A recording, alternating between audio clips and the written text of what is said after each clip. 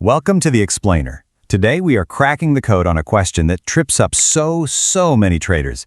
Is there some secret combination, some perfect setting for your indicators that just unlocks the market?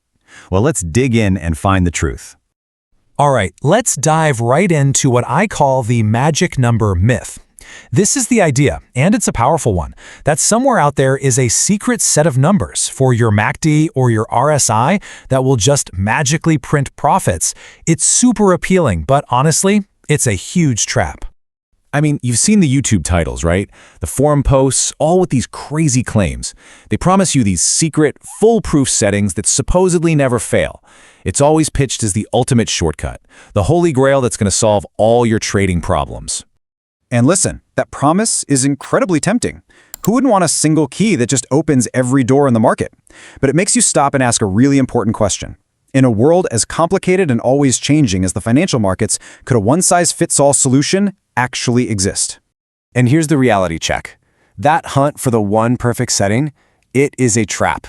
It sends so many traders down a rabbit hole, leading to nothing but frustration and a lighter wallet. It's a total wild goose chase. So, if it doesn't work, what's the deal? Okay, so if searching for a magic number is a dead end, what about the settings that come right out of the box, the defaults? Well, that brings us to our next point. Why those standard default settings on your indicators? They're just not enough. They're a place to start, sure, but that's about it. You know, think of default settings, like the RSI set to 14, or the MACD with its classic 12, 26, and 9. It's kind of like buying a one-size-fits-all t-shirt. It's designed to be a decent starting point for just about anything. But just like that t-shirt, it might fit, kind of, but it's almost never a perfect fit. This table here really breaks it down. Default settings are generic, they're static, and that often means your charts get clogged up with a ton of noise. You know, all those false signals that fake you out and get you into bad trades. Optimized settings, though, they're tuned specifically for one asset on one time frame. The whole point is to filter out that noise and get signals that are way more accurate. So here's the crucial takeaway. Every market has its own personality. Think about Bitcoin in a raging bull run. It's all about speed and momentum. It's going to need faster, more responsive settings. Now, think about gold just chopping around sideways in a tight range. It's going to need slower settings that ignore all that meaningless noise. You just can't use the same tool for both jobs. So if the defaults are flawed and magic numbers are a myth, what are you supposed to do? Well, the answer isn't a number, it's a process. We call it optimization, and it's how you go from just guessing to having a real, repeatable system. Look, optimization is all about acting like a scientist in a lab, not a psychic trying to predict the future. You use historical data to test and prove which settings work best for your strategy on the specific asset you like to trade. It's about personalizing your tools. And here's how you actually do it. Step 1, you backtest on old data to see how the defaults performed. Step 2, you start tweaking the numbers. Maybe you test an RSI with a 20-period lookback instead of 14. Step 3, and this is huge, you confirm those results on other timeframes to make sure it wasn't just a fluke. And finally, you evaluate the performance. Did it actually improve your results? You have to be honest with the numbers. But there's a huge catch here, a really big one. The goal is to find a setting that's robust, something that gives you a real edge, not something so fragile and perfect that it only works on the data you tested it on. And that leads us right into the biggest danger of this whole thing. Which brings us to a critical warning. There's a massive trap in this process called overfitting, or sometimes you'll hear it called curve fitting. This is where your search for the perfect setting actually ends up being your biggest weakness. Think of it like this.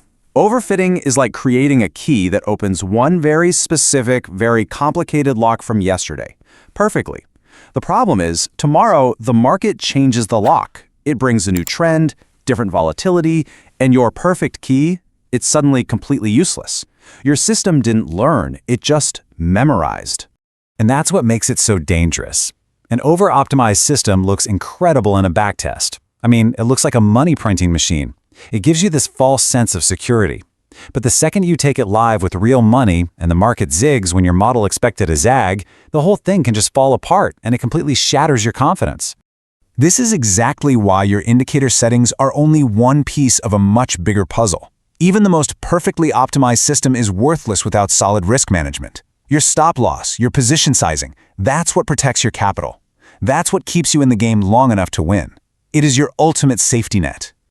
So after all that, what's the big takeaway? If there's no magic number, then what is the secret?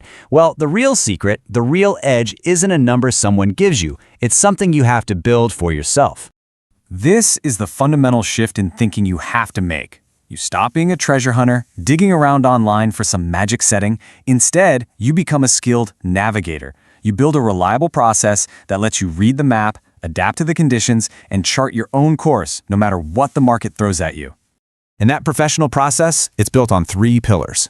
First, having the patience to actually test your ideas. Second, having the wisdom to avoid that temptation to make it too perfect. And finally, having the confidence to actually pull the trigger and trust the setups that you've worked so hard to verify. That's the real game changer. So, I'll leave you with a challenge. Take an honest look at your own trading setup. Which of your indicators are you still running on factory default settings? What part of your strategy could seriously benefit from a systematic review like this? Let us know in the comments which indicator you're going to optimize first. I think you'll be surprised by what you find.